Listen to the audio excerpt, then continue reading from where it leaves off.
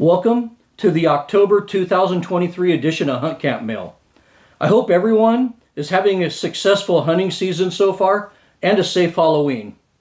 Well, fall is upon us, and this is the time of year many of us spent the whole year preparing for. I'm hunting hard this season for deer, probably harder than I've hunted in a long time. And myself and Becca, when Becca goes out with me, did record some footage of our hunting this year, and I might edit it and put together a deer hunting video in the next month or so. Also, quail season just had an epic opener this weekend, with most folks reporting probably more quail than they've ever seen. This record El Nino year resulted in just an explosion of the upland bird population here in California. Well, I received some great mail this month from both longtime subscribers and some new viewers, so let's get to October's mail. Our first letter for the month of October is from Joshua. Joshua wrote, "While on a recent trip hunting, I was a little too aggressive on the bolt of my controlled round feed Winchester Model 70, ejecting the round in the chamber. The ground was essentially one big arcing slab of limestone.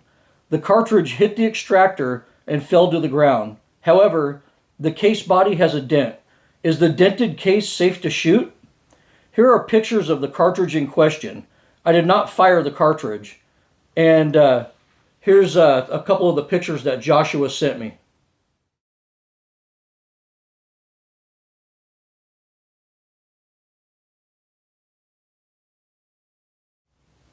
As you probably already know, Joshua, the pressure of modern smokeless powder is affected by the volume in the case. And a dented case reduces that available volume. I mean, it's no different than setting a bullet farther back into the case. So the size and the shape of the dent is what really matters here. Luckily, your dent is very small and really has no sharp edges around it that might form a crack if you fire it. If your load isn't sitting right at that ragged edge of overpressure, I'd probably go ahead and shoot that. The dent will get fire formed out of the case and the world will be right again. I mean, if it bothers you that bad, just pull the bullet, resize the neck, load a reduced powder charge into the case, and use it to do fouling shots on your barrel after you clean it. Basically, when I set up my dies, I use my sacrificial brass to make fouling shots or to get on paper, maybe if I install a new scope on a rifle. So less than perfect brass does have its usefulness. And our next letter is from Mohammed from Australia. Mohammed wrote, "I watched your recent Hunt Camp Mail in which you said some things about hunting spots. A Persian poet, Saudi Shirazi, from the 12th century, had a poem about it. He said, 'Whenever you have a secret in your heart, do not say it to friends, as they may become enemies. The secret you wish to keep hidden and sealed, do not say it to anyone's ear, even if your friend is loyal and true, because your friend has other loyal friends, and others have loyal friends, and so on. To be silent is better than telling others what you have in your heart and asking them not to disclose it. If you cannot say something in public, do not reveal that in private for a specific person.'"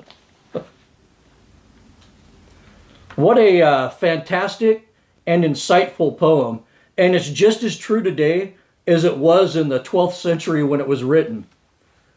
New hunters think they can go out and buy a gun, get a hunting license, and ask someone to give up their hunting spots. You know, my state even instructs people on how to find hunting spots on their own in our hunter's education course. But some hunters still expect others to do all the work for them. New hunters often get angry with me when I tell them to get the Onyx or Go Hunt app on their phone and start scouting public land. And this just seems like it's the age of laziness and entitlement. And some people, really do expect you to give up your hunting spots to them. But I don't give up any of my spots, and you shouldn't either. My biggest takeaway from that poem was, if you cannot say something in public, do not reveal it in private. I like that. And our next piece of mail is from Andre in France. Andre wrote, "You seem to downplay the popular opinion of the SP2022 gun.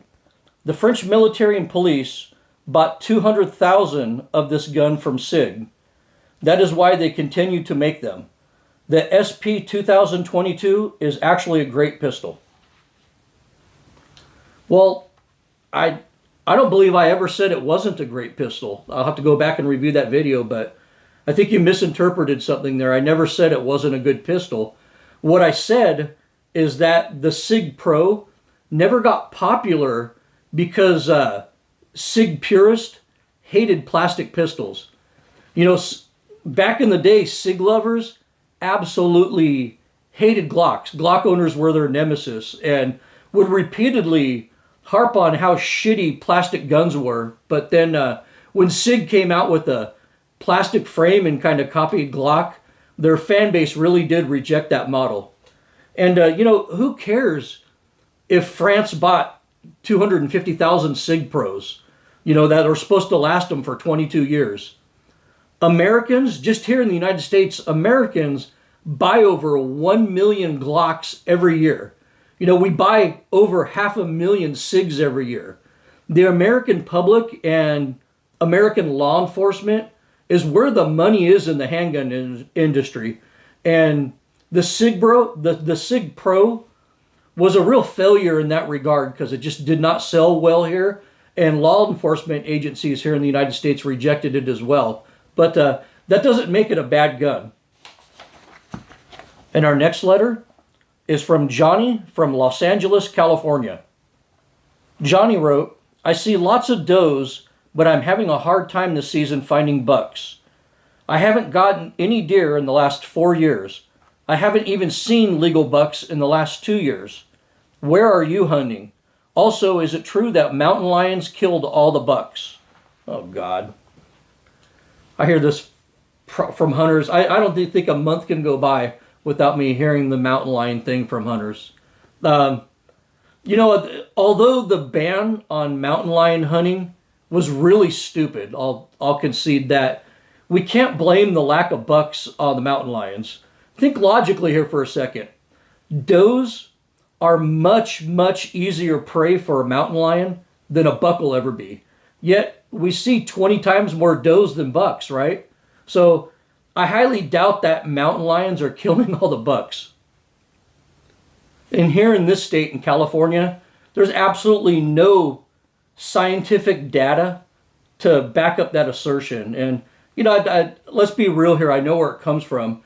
A lot of hunters, for some odd reason, just have a real natural disdain for animals like coyotes and mountain lions and even bears sometimes. And they have this attitude like all of them just need to be eradicated on site immediately. And I just don't feel that way. You know, I don't want to ban hunting them. And I understand that population control is a real conservation measure in some circumstances. But I think that wives' tale just stems from the fact that a lot of hunters out there just seem to demonize the predator species, and I don't do that at all. I have a lot of respect for them.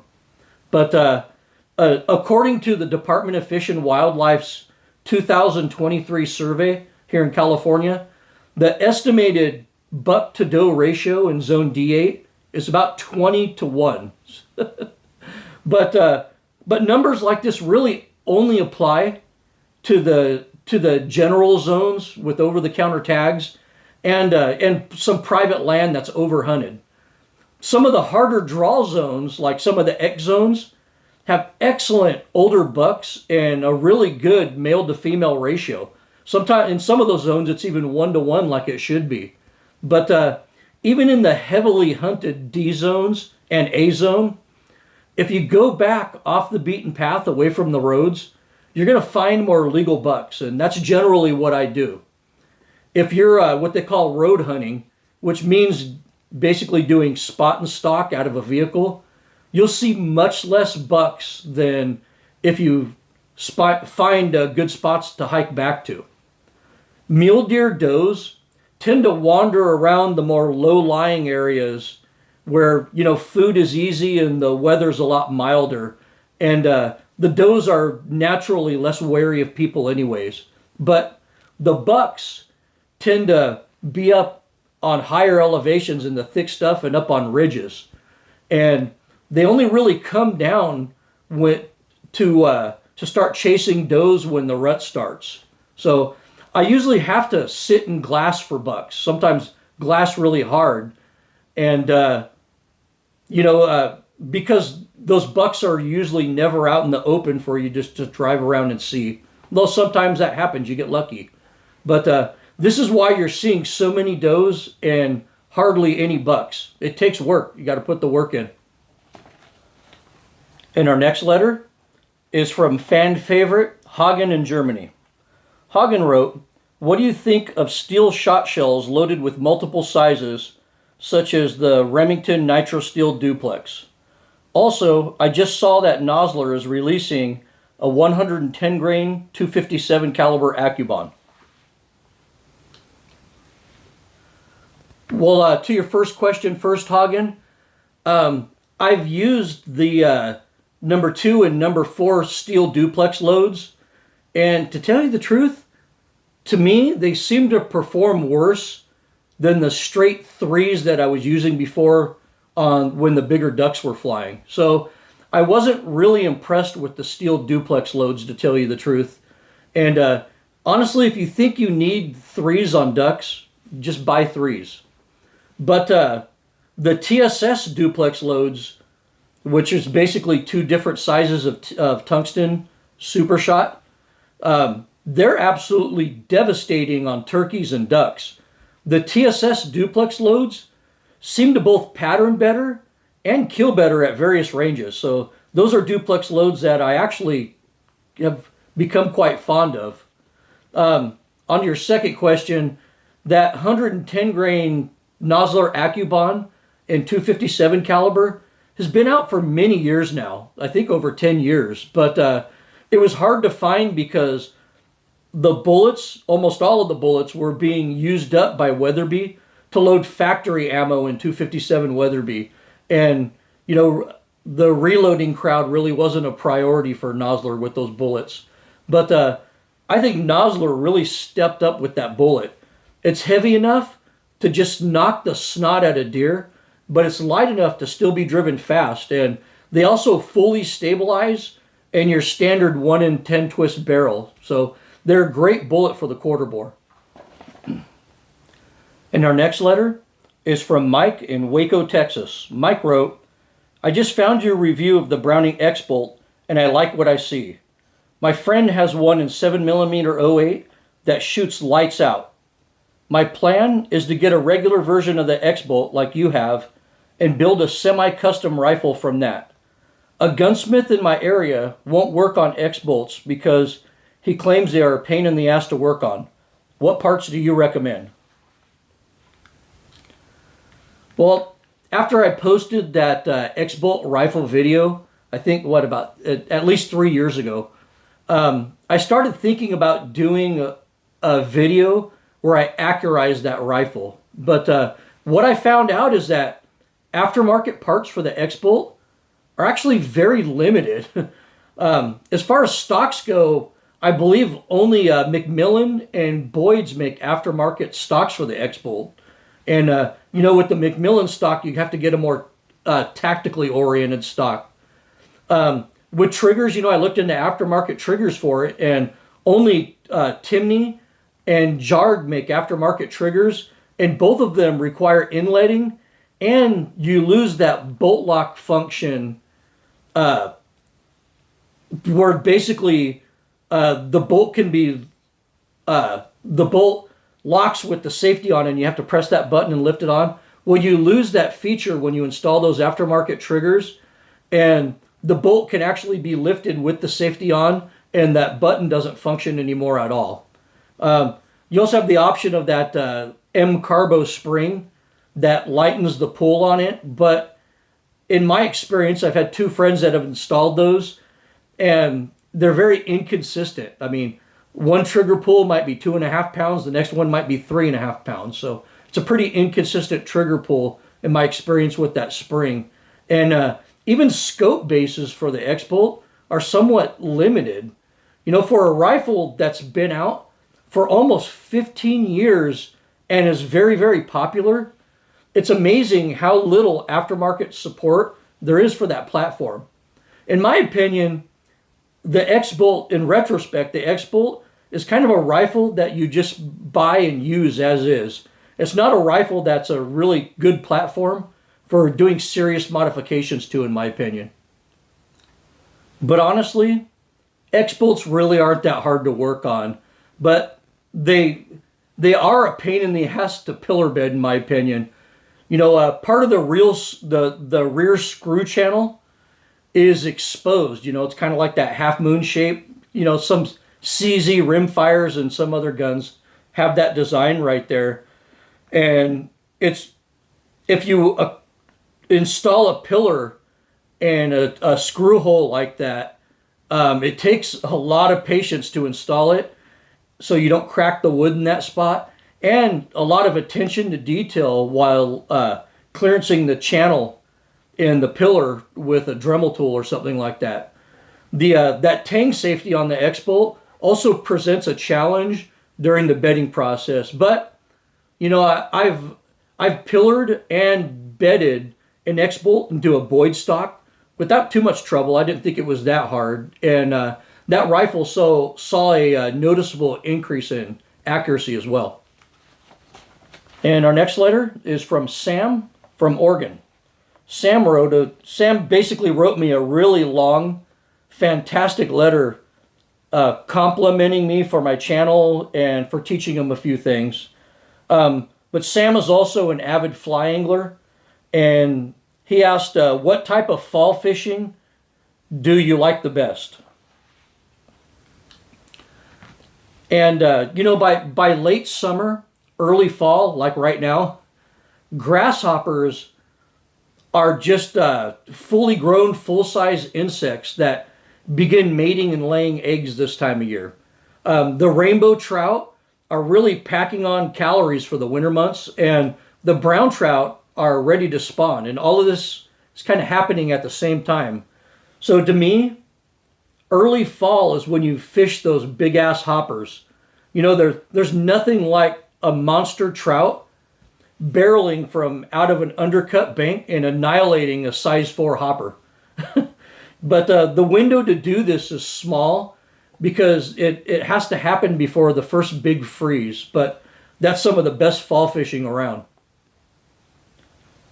And our next letter is from Steve in Arkansas. Steve asked, Mr. Dog, are heavy-shot rounds safe to shoot in a choke marked no steel shot? Also, I need to make a video for a work project. What editing software can you recommend for ease of use?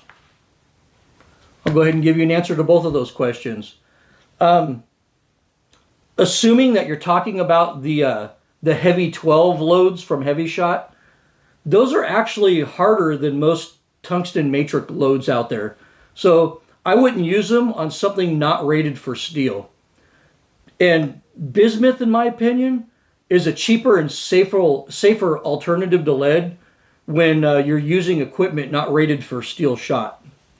On your second question, I'm all about ease of use, and I don't want to spend all of my valuable time doing complicated editing on my videos. So I use Movavi software to make most of my videos. You know, all of my hump camp mails are made on Movavi because it's so easy and quick. I mean, it's almost as simple to use as the old Windows Movie Maker software was. But if you desire more advanced features, Adobe Premiere Pro is probably the best software to put together a video quickly at home. So I throw most of my videos together with Movavi, but sometimes I prefer Premiere Pro if I want to use more advanced features in a video. Of course, there's AI software that you can use now, and you could let AI do all the work for you, but I haven't played with those, and I probably never will. Our next letter is from Gary from South Louisiana. Gary wrote, "First, let me say thanks for being there. Your hunt camp mail is a terrific idea. You are a very good teacher, and I'd like to compliment you on your ability to disagree without condescending.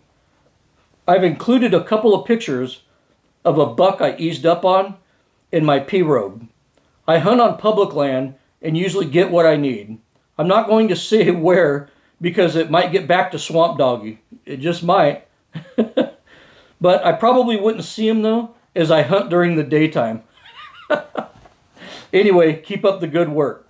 And here's some pictures of Gary's buck.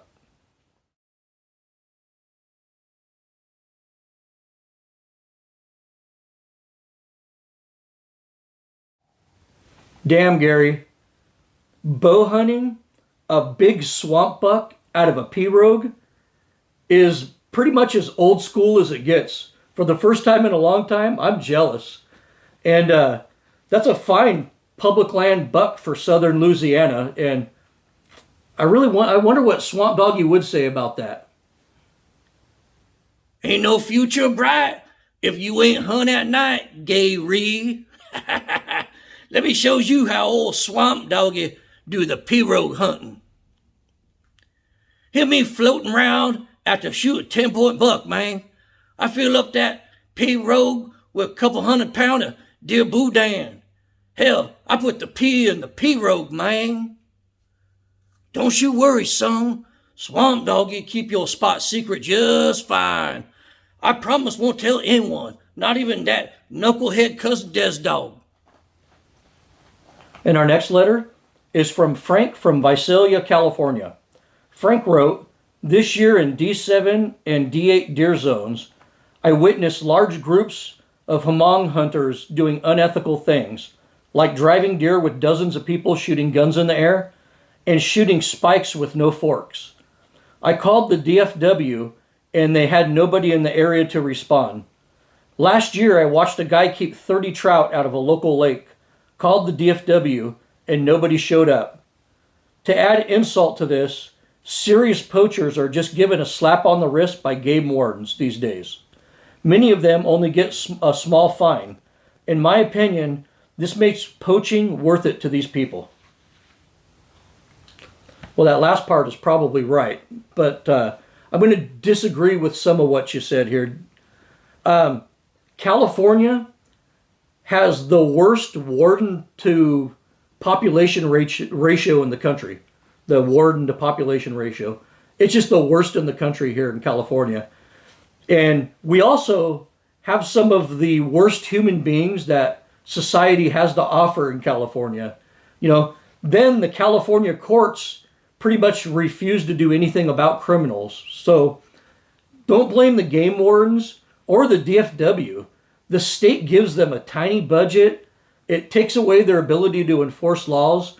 And the state goes easy on criminals that the wardens went through a lot of effort to investigate and arrest. So if you look at the DFW website, they even take shots at the state judicial system. Check this out.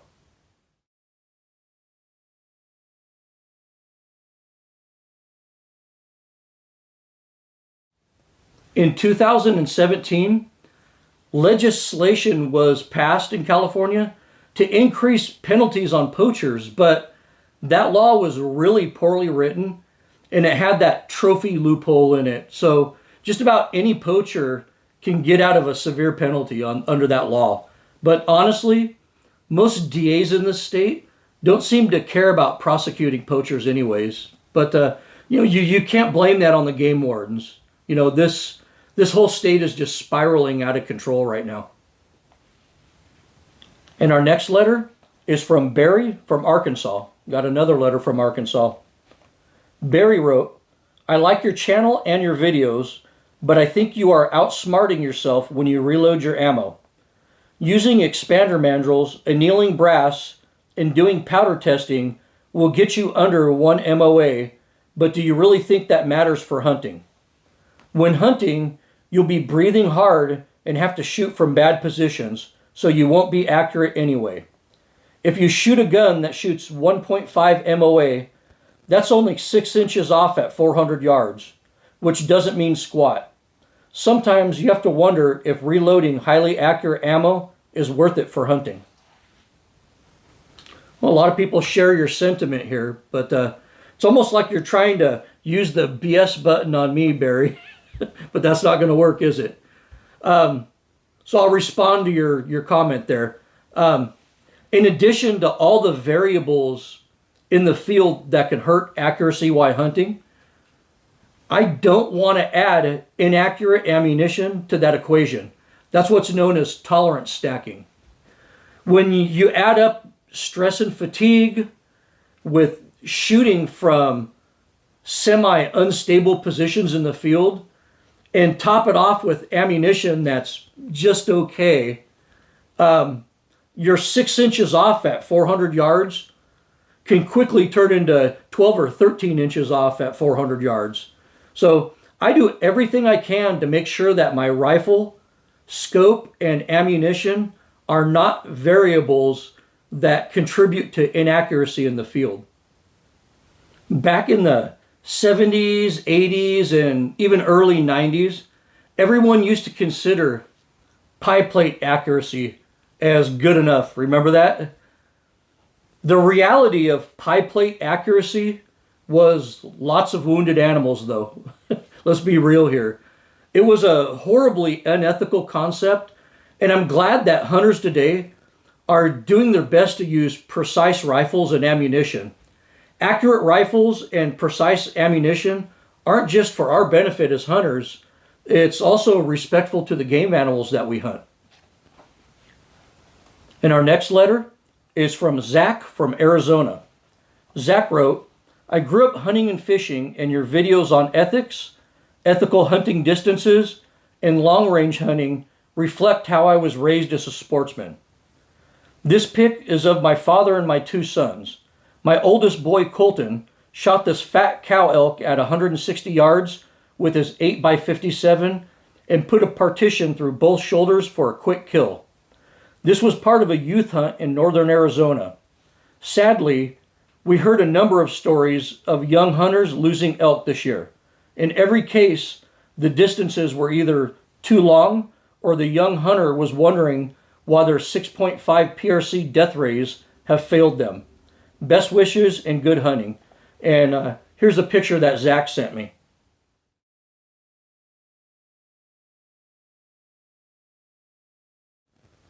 Well, Zach, what a great experience for your son and for your family. That's 3 generations of hunters hunting together right there. And that's just fantastic. And it sounds like everyone was taught how to hunt ethically and responsibly, which, the hunting world needs right now. Enjoying hunting and fishing as a family is something that you're always going to remember. It also seems to be a more profound experience than going to an amusement park or a concert with your family. Hunting and fishing forms family bonds on a level that other activities just can't do. So thanks for the great letter and the picture, and congratulations to your son Colton. And our last letter this month is from Philip in British Columbia, Canada. Philip wrote, I wish we had some of the great upland hunting you have where you live, but that is offset by the great waterfowl hunting we have in Canada. Our government and the general population have turned very anti-hunting since 2016. Since Canada is politically similar to California, are hunters being attacked where you live as well? Yeah, they're being attacked probably everywhere around the world right now. But I can say that the city and county that I live in is very pro-hunting. The majority of people here are very pro-hunting. If someone sees a deer in the back of your pickup truck, they'll likely congratulate you. That's the type of town I live in. The problem is that the majority of the people in the state live in the San Francisco Bay Area or the greater Los Angeles area, and they decide what happens in California. It's no different than how the people in Arizona are held hostage by Maricopa County, and the people of Nevada are basically held hostage by the voters in Clark County. But our state government itself and our Department of Fish and Wildlife haven't really attacked hunting on a large scale. Most of our stupid game laws, like bans on mountain lion and bobcat hunting and the use of dogs and importing certain trophies, those come straight from the voters by way of ballot propositions. The majority of voters in my state, which largely come from just a few counties, can always be counted on to vote for the dumbest things. Leftists truly are the most ignorant segment of our modern society and are personally responsible for most of our social ills by way of their voting practices. Well, that wraps up another episode of Hunt Camp Mail. Here's some memes for the month of October.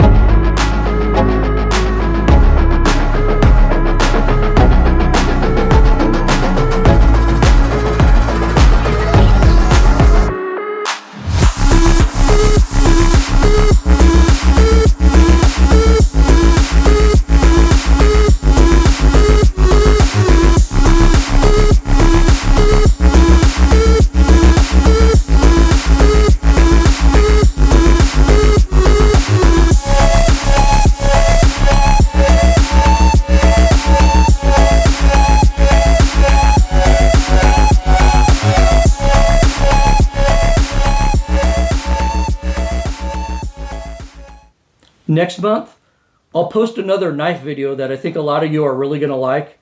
And hopefully I'll put together a chronicle video of this year's deer season. I haven't been filming deer hunts for probably, the last 4 or 5 years. So I tried to throw something together for my viewers this year. Well, I hope everyone has a spooky but safe Halloween this year. I know Becca and I are really going to enjoy Halloween this year.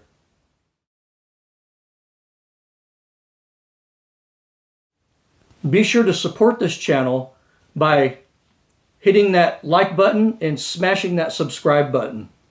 You can reach me with any questions or comments at desertdogoutdoors@gmail.com. Thank you for watching, and as always, good hunting.